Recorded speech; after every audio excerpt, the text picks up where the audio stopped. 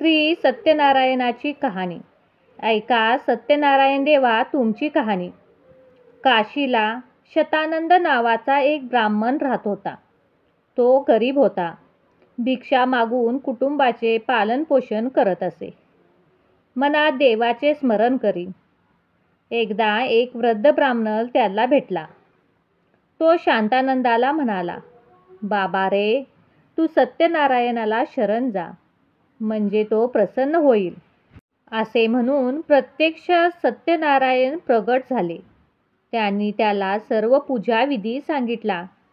प्रसादासाठी गव्हाचा रवा, तूप, साखर, दूध, केळी वगैरे वस्तू सव्वा मापाने घेऊन त्याचा शिरा करायला सांगितला. भक्तियुक्त अंतकरणाने पूजा करतात त्यांना आपण प्रसन्न होतो असे ते म्हणाले आणि गुप्त झाले.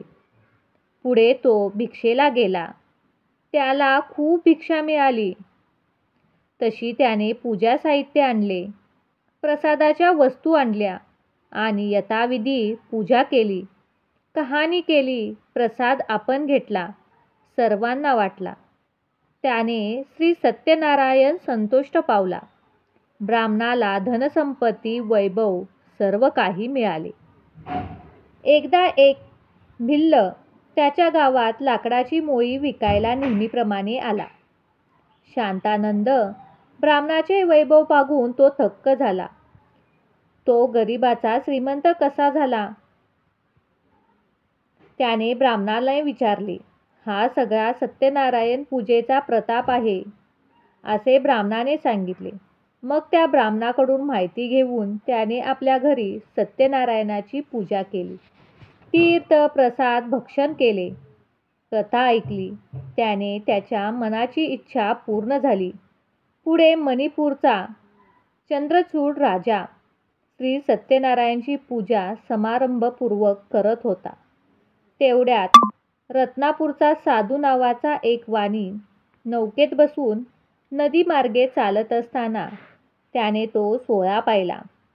नावेतून उतरून तिथे गेला. कोणाची पूजा कशी करावी, काय फळ मिळते म्हणून विचारले. त्या पूजेने संपत्ती, धनदौलत वगैरे सर्व मिळते, म्हणून मला संतप्ती झाली, तर मी सत्यनारायण पूजीन असा नवस त्याने केला. त्याप्रमाणे सत्यनारायण कृपेने त्याला एक सुंदर कन्यारत्न झाले. तिचे कलावंती असे नाव ठेवले. ती मोठी झाली. गोकाकपूरच्या शंखपतीशी तिचं लग्न लावून दिले. त्याला घरजावाई केला. सगळे काही ठीक झाले, परंतु सत्यनारायण पूजेचा विसर पडला. एके दिवशी साधूवाण्याने सोननाणे, हिरे माणके नौकेत भरले आणि जावयासह तो व्यापाराला निघाला. ठिकठिकाणी त्यांनी माल विकला. खूप फायदा मिळाला. पण काय झाले, त्या नौकेत राजभटार त्याच रात्री चोरी गेले. ते राजाला कळाले.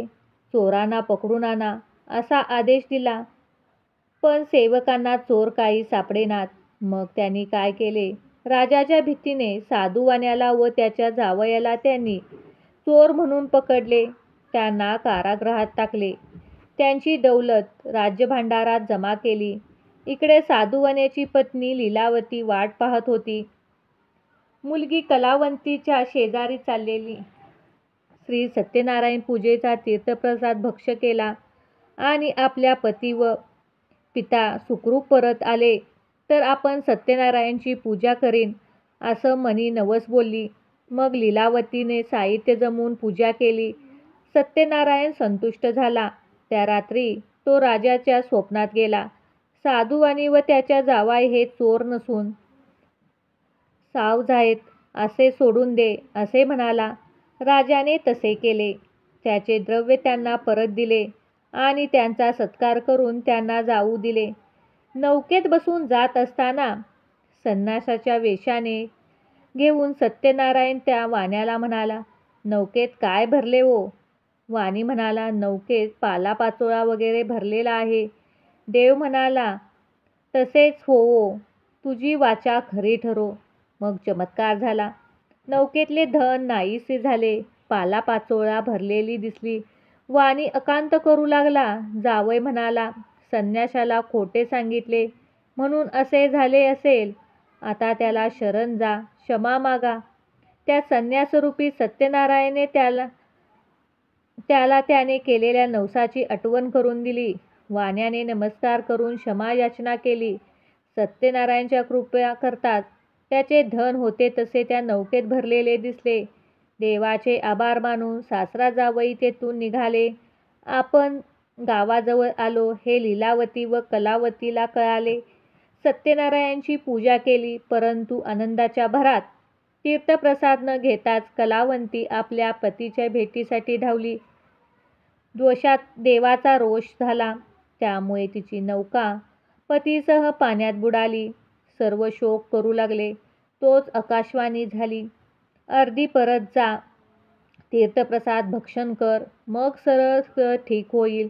तिने तसे केले. मग नवल घडले. कलावतीचा पती नौकेसह सुखरूप परती आला. आनंदी आनंद झाला. मग श्री सत्यनारायणाची पूजा केली, तीर्थप्रसाद घेतला, कथा श्रवण केली. त्या सर्वांची इच्छा पूर्ण झाली. प्रसादाचा अपमान केला तर सत्यनारायणाचा कोप होतो. एकदा काय झाले, अंगध्वज नावाचा एक राजा शिकारीसाठी अरण्यात गेला. तिथे एका झाडाच्या छायेत विश्रांती घेऊ लागला. तोच त्याला गाढ झोप लागली. बाजूलाच काही गुराखी मुले सत्यनारायणाची पूजित होती. पूजा संपली. त्याने प्रसादाचा एक द्रोण राजाच्या शेजारी ठेवून दिला. राजा उठला, प्रसाद पाहिला. मनात म्हणाला, मी राजा आणि हे गुराखी यांच्या हाती प्रसाद कसा खायचा. तो प्रसाद न घेताच राजा गेला. जातो तर काय, सगळे पुत्र मरण पावलेले, प्रधान राज्य सोडून गेलेला, राजवैभव नष्ट झाले. त्याने ओळखले प्रसाद न घेतल्यामुळे हे घडले. लगेच परत अरण्यात गेला. गुराख्यासह सत्यनारायण पूजला. देव संतुष्ट झाला. सगळं होतं तसं झालं. भावभक्तीने सत्यनारायण पूजला तर देव प्रसन्न होतो. सत्यनारायणच्या कृपेने शतानंद ब्राह्मण, भिल्ल साधू आणि अंगध्वज राजा यांचे जसे कल्याण झाले तसे तुमचे आमचे कल्याण होऊ. हीच आता उत्तराची कहाणी. पाचा उत्तरी सुफळ संपूर्ण.